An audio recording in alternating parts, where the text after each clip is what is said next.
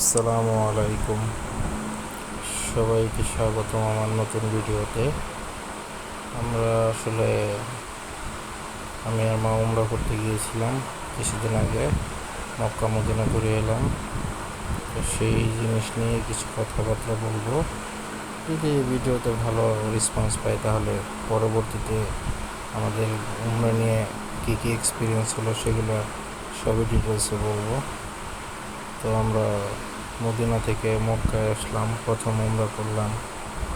প্রথম উমরা করার পরে আমরা বেশ ভালোভাবেই ছিলাম। তারপরে হালাল সুযোগ মাথার চুল কাটতে হলো, পুরোপুরি নাইরা হলাম। মানে প্রথম অবস্থায় এরকম বেল নাইরা, টাকলো যাকে বলে, আমার বউ আর কি টাকলো বলে ডাকে। তারপরে দ্বিতীয় উমরা করলাম। আবার